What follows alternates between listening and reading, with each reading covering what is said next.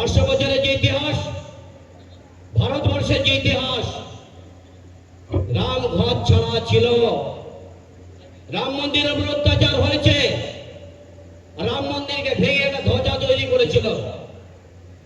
আজকে পরিষ্কার বিশ্ব হিন্দু পরিষদের নাম বারবার আসছেন, বললেন ঠিক তো।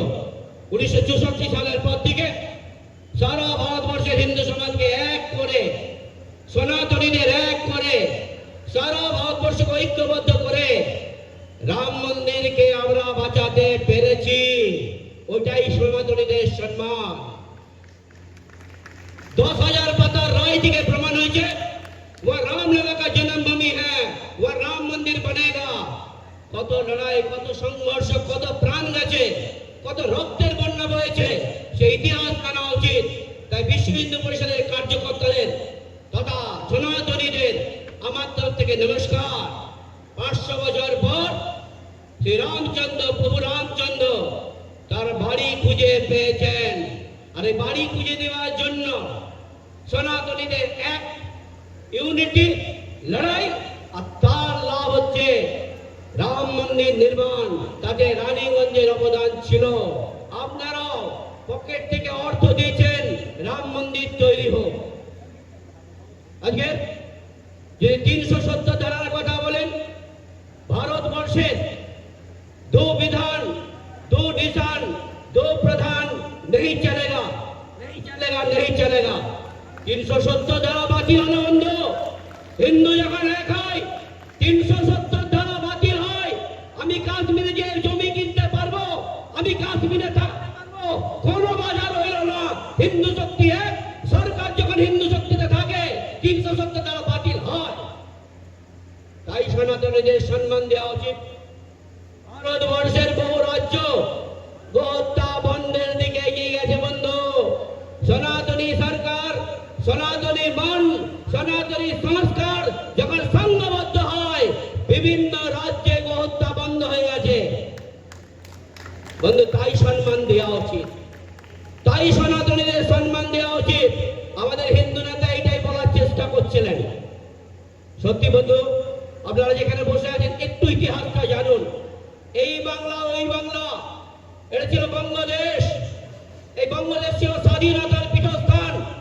যার কথা বলবেন বিনয় বাদল দীনেশ, প্রফুল্ল চাকি, মাস্টারদা সূর্য সেন, প্রীতিলতা ওয়াদার, মাতঙ্গিনী হাজরা, দেশকে বাঁচানোর জন্য বন্দে মাতরম ধ্বনি দিয়ে বাংলা তথা সারা ভারতবর্ষকে এক সূত্রে বেঁধে দিয়েছিল।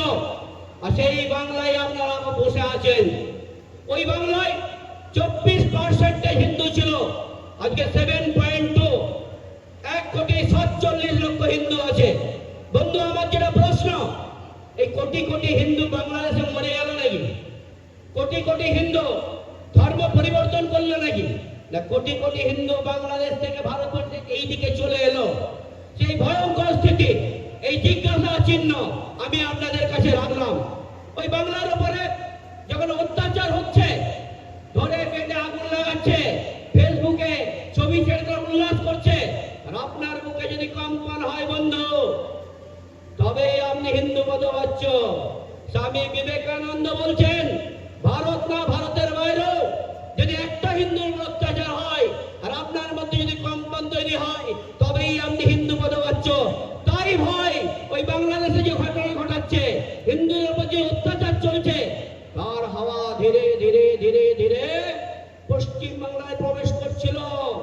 পশ্চিম বাংলায় ধুলিয়ান, যেখানে হিন্দু সংখ্যা কমে যায়, 7% হিন্দু আছে, সুতি 8% হিন্দু আছে। দুদিন ধরে ঘরগুলো জ্বলল, দোকান লুণ্ঠন হলো, মায়েরা 3 মাস ঘরের মধ্যে থাকতে পারেনি। এটা ছিল সনাতনদের ক্ষোভ, এটা ছিল সনাতনদের প্রেস্টিজ। পশ্চিম বাংলার মধ্যে হিন্দু শক্তি এক না হলে কি হয়? ধুলিয়ান হয়, সুতি 2 হয়, শামশেরগঞ্জ হয়। পশ্চিম বাংলায় ভয়ে কাঁপছিল। তাই এখন তথ্যভিত্তি যদি বলি, 33% ভোট একটা নির্দিষ্ট জায়গায় চলে গেছে, 2% ভোট অন্য জায়গায় গোল গোল খেলছিল, 65% ভোট 100% পোল। তাই বাংলায় জয়, সনাতনীদের জয়।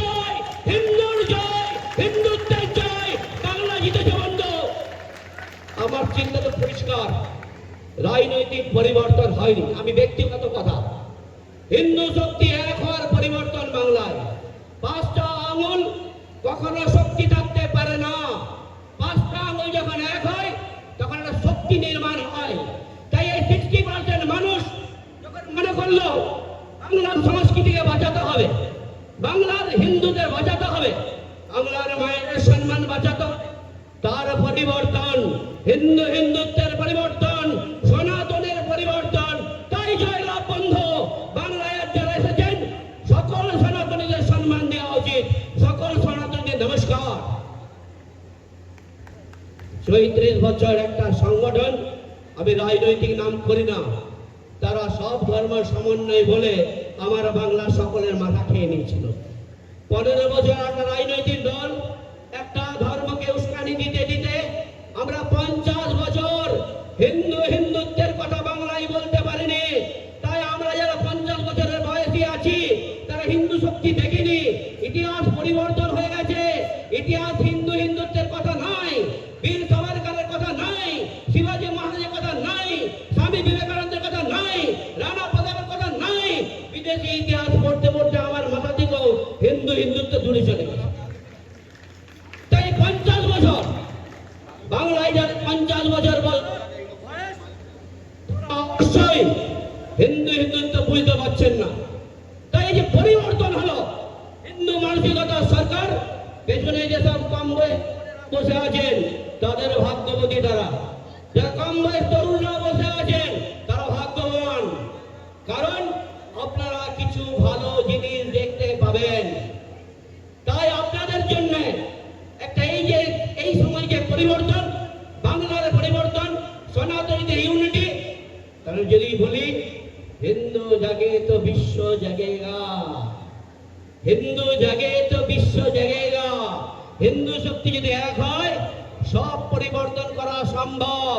যদি 33% হতে পারে, আমরা 65% মানুষ এক হতে পারি। 65% মানুষ যদি এক হয় তাহলে বাংলার পরিবর্তন হয়। তাই সনাতনীদের সম্মান, তাই হিন্দুদের সম্মান, তাই আপনাদের সকলের সম্মান।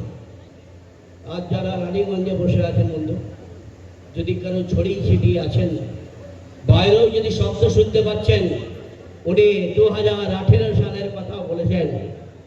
সত্যিই তো রামনবমীর র্যালি রানীগঞ্জে বড় আকারে বার হয়। 2018 পরেও হয়তো এখন অনেকের কেস আছে বন্ধু, আর ওই কেসগুলো থাকবে না, সব কেস উঠে যাবে। হিন্দুত্বের জন্য কোনো কেস আর থাকবে না, সব উদ্ধার হয়ে যাবে। বন্ধু, এই রানীগঞ্জে রামনবমী র্যালিকে কেন্দ্র করে হিন্দু সমাজ এক হয়েছিল। আর একবার পরিবর্তন, বাংলার পরিবর্তন, রানীগঞ্জের পরিবর্তন, হিন্দু শক্তির এক হওয়ার পরিবর্তন। তাই এরা ভয় পেয়ে গেছিলেন এই রেজাল্টটা উল্টা হলে কি হতো। সব কিছু বলেছেন, ঘর জ্বলতো, আগুন জ্বলতো, মায়েদের টানাইরা করতো, গোহত্যা বাড়তো, রাস্তায় নামাজ পড়তো, ভয়ঙ্কর স্থিতি তৈরি হতো। এটা অস্বীকার করার কোনো জায়গা নেই, এটা বলতে আমার কোনো কণ্ঠিত নাই, আমার হয় নাই। তাই কবি বলছেন, উদয়ের পথে সুনিকার বাণী, ভয় নাই ওরে ভয় নাই, নিঃশেষে প্রাণ যে করিবে দান, ক্ষয় নাই তার ক্ষয় নাই। যারা নিঃশেষে প্রাণ দান করেছিল দেশের স্বাধীনতার জন্য, বিনয় বাদল, দীনেশ প্রফুল্ল ত্যাগী, মাস্টারদা সূর্যদেব, আজ তারা সম্মান পেলেন। আর যারা এই কার্যক্রম আয়োজন করেছেন অবশ্যই নত বর্ষে আমার প্রণাম। আপনারা ভেবেছেন সনাতনীদের সম্মান দেওয়া উচিত। একদিকে একটা দিন, একটা ছবি দেখছি, কেউ বলছে গো হত্যা করবো, আর কেউ আবার গো পূজন করবো। বাংলার একটা ছবি দেখতে পেলাম, একই সময় দুটো ছবি, কেউ গো মাতাকে পুজো করার জন্য ব্যস্ত, আর কেউ গো হত্যা করার জন্য ব্যস্ত। গো হত্যা হলো না, যদি হয়েছে লুকিয়ে চুরি, পরের বছর বন্ধ হয়ে যাবে।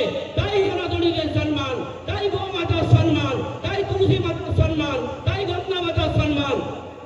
তাই হিন্দুত্বের জন্য রানীগঞ্জবাসীকে, ভারত মাতৃতুল্য মাতৃকে সকলকে আন্তরিক নমস্কার।